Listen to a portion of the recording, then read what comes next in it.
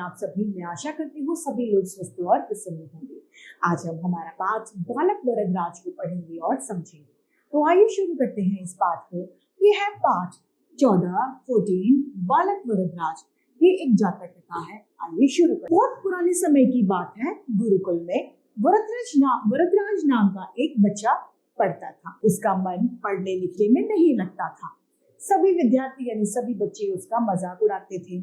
उसे बुद्धू यानी मूर्ख कहता है, कोई उसे मूर्खराज कहता था यानी मूर्खों का राजा कहा करता था। कुछ सहपाठी यानी साथ में पढ़ने वाले कहते थे कि जब भगवान बुद्धि बांट रहे थे तो वरदराज सो रहा था, इसीलिए यह बुद्धू है। उसे स्वयं भी यही लगता था कि वह बुद्धू मूर्ख है, इसीलिए वह पढ़ लिख नहीं सकता। गुरु उसे बहुत समझाते, लेकिन वरदराज की समझ में कुछ भी नहीं आता था।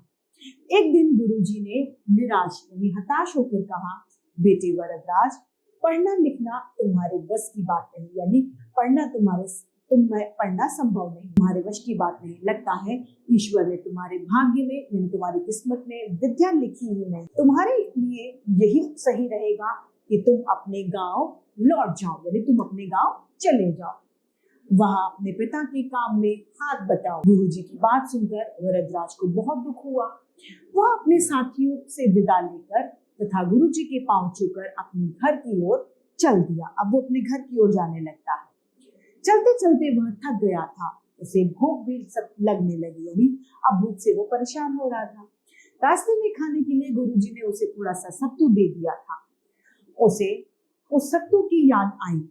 उसने अपने थैले से सत्तू निकाला और एक ओर बैठकर उसे खाने लग गया। कुछ दूरी पर गांव की स्त्रियां कुएं से पानी भरकर वह पानी पीने के लिए वहां पर पहुंच गया। कहां पर? कुएं पर। उसने स्त्रियों से पानी पीने के लिए पानी मांगा। जब स्त्रियां रस्सी से पानी खींच रही थी तो अचानक उसका ध्यान कुएं की जगत पर गया। कुएं की जगत यानी जहां से कुएं की रस्सी होती है, वो पानी खींचा जाता है, उस पर गया। उस पर बने गड्ढों की ओर गया। वह स्त्रियों से बोला, घड़े रखने के लिए आप लोगों ने कितने अच्छे गड्ढे बनाए। भोली सी बातें सुनकर स्त्रियों ने उसे समझाया कि ये गड्ढे बार बार घड़ों को रखने से अपने आप बन गए हैं, यानी उस पत्थर पर भी घड़े को रखने से बार बार निशान बन गए हैं, किसी ने इन्हें नहीं बनाया। वरदराज की आश्चर्य का ठिकाना न रहा। अब वो हैरान हो गया। उसने पूछा, क्या सचमुच ये गड्ढे अपने आप बने हैं? क्या मिट्टी के घड़े में इतनी ताकत है कि वो पत्थर को भी घिस दे? क्या मिट्टी में इतनी ताकत होती है कि वो पत्थर को घिस कर उस पर निशान बना दे? स्त्रियों ने बताया, हाँ बेटा, यह देखो, कुएं की जगत पर यानी कुएं की किनारे पर रस्सी ने भी घिस घिस कर निशान बना दिए हैं। जब पानी निकाला जाता है तो कुएं की किनारे पर रस्सी घिसती है, तो उस घिसने की वजह से भी कुएं की रस्सी में पानी के निशान आ गया है।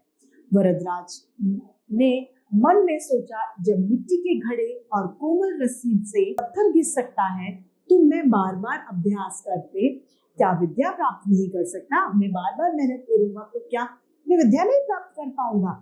मन में यह बात आते ही उसकी निराशा और दुख दूर हो गए।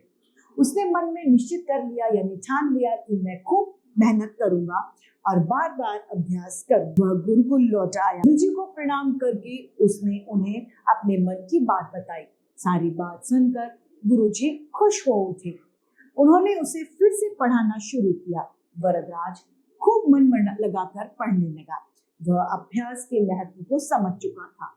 कुएं की घटना ने उसका कायाकल्प कर दिया। कायाकल्प अर्थात उसको पूरी तरह से बदल दिया।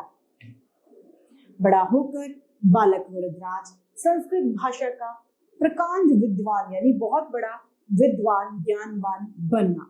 वरदराज जी की ख्याति सारे भारत में फैल गई। उन्होंने संस्कृत भाषा का व्याकरण लिखा।